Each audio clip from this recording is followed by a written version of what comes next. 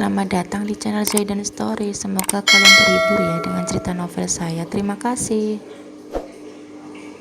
Suara apa sayang? Di kamarku tidak ada siapa-siapa kecuali aku. Kenapa kamu jadi berpikiran buruk seperti itu? Tapi aku benar-benar mendengar suara lelaki barusan, dan suaranya sangat jelas sekali. Haidar bersikukuh. Tapi aku bicara jujur sayang, saat ini aku memang sedang sendirian di kamar. Makanya cepat nikahi aku, supaya aku ada temennya dan kamu tidak terus-terusan berpikiran buruk padaku, sahut Mita. Baiklah kalau begitu, mungkin hanya perasaanku saja.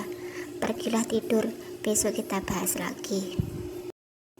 Jangan jutek gitu dong sayang, aku hanya mencintaimu seorang, percayalah padaku, rengek Mita. Baiklah, aku mau pergi tidur dulu. Selamat malam, ucap Haidar tiba-tiba. Tut, tut, tut. Halo, halo sayang. Ais malah dimatikan ponselnya. Dasar lelaki tak tahu diri. Kamu sih, kenapa nggak mau diam? Aku sudah memberimu instruksi untuk tidak bersuara, tapi kamu tidak mau dengar, gerutu Mita kepada selingkuhannya Albert. Sudahlah sayang, besok di kantor kamu rayu dia lagi, pasti marahnya menghilang. Aku tahu lelaki seperti apa dia. Pokoknya setelah kamu berhasil menikah dengan Haidar, kamu harus bisa menguasai seluruh harta kekayaannya. Setelah itu, baru kita bisa pergi jauh dari sini. Kalau perlu, kita pergi ke negara lain. Bagaimana? Albert tampak bersemangat.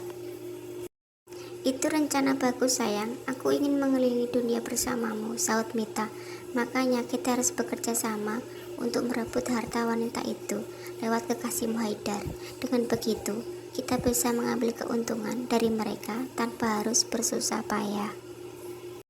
Jika nantinya kejahatan Haidar terbongkar, namamu tetap bersih, karena sudah pasti Haidarlah yang akan disalahkan oleh Jihan, bukan kamu, ucap Albert.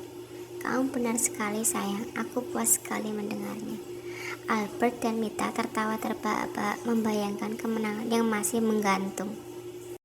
Selesai menghubungi selingkuhannya, Haidar kembali merebahkan tubuhnya di sebelah Jihan. Namun lama-kelamaan kedua mata Haidar mulai terpejam.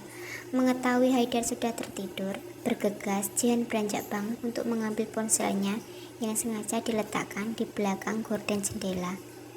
Setelah itu, Jihan memutar rekamannya tadi menggunakan handset. Mendengar suara rekaman itu membuat darah Jihan rasanya mendidih saat ini juga. Bahkan, Jihan ingin sekali membunuh lelaki di sebelahnya, namun dia mencoba bersabar. Oh, ternyata sejahat ini rencanamu, Mas. Kamu bahkan ingin sekali menyingkirkanku hanya demi harta. Kamu benar-benar tak punya hati, batin Jihan. Air mata Jihan tiba-tiba menetes membasahi kedua pipinya. Hatinya merasakan kecewa yang luar biasa terhadap suami yang selama ini sangat dicintainya. Jihan tidak menyangka jika hidupnya akan seberat ini dan bakalan dihianati oleh Haidar. Suara azan subuh berkumandang, membangunkan Jihan yang masih terlelap di atas ranjangnya. Jihan menguap lebar sambil merentangkan kedua tangan ke atas. Kemudian, Jihan beranjak bangun menuju ke kamar mandi. Untuk membersihkan diri, sekalian mengambil air wudhu. Setelah itu, barulah Jihan melakukan sholat subuh.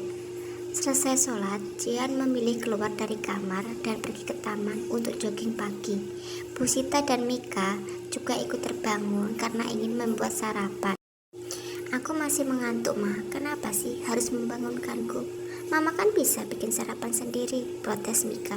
Enak sekali kamu ngomong begitu ya. Masih mengantuk. Kau pikir Mama tidak mengantuk, tidak capek? Kalau bukan demi harta kekayaan Jihan, mana mungkin Mama mau melakukan semua ini? Kenapa kita nggak cari pembantu saja, Ma? Kan enak, Mama nggak perlu masak atau beresin rumah. Kak Jihan juga nggak perlu ngapa-ngapain, tinggal bayar semua beres. Mika juga nggak perlu ikutan berkecimpung di dapur. Takutnya tangan Mika yang halus jadi kasar, kuku cantik Mika jadi rusak. Benar juga yang kamu bilang, tumben otakmu tocer. Nanti Mama akan coba bicara dengan Haidar supaya dia mencari pembantu untuk mengurus rumah besar ini. Jika terus-terusan seperti ini, tangan mama bakalan kasar juga. Mama masih muda, masih berharap bisa mendapatkan jodoh yang kaya raya. Apa? Mama masih ingin mencarikanku ayah baru? Bu Sita mengangguk. Tapi lelaki itu harus kaya. Kalau miskin mama si ogah, sahut Bu Sita. Mika hanya bisa menepuk jidat sembari menghela napas berat. Jangan terkejut begitu. Sekarang bangunkan kakakmu. Bilang sama dia, suruh bantu mama.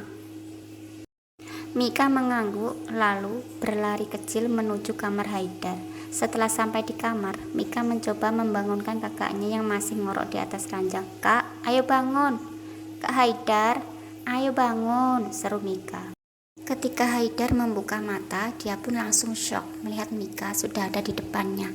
Woi, kamu ngapain di sini? Sentak Haidar setengah melotot ke arah sang adik. Thank you for watching my video.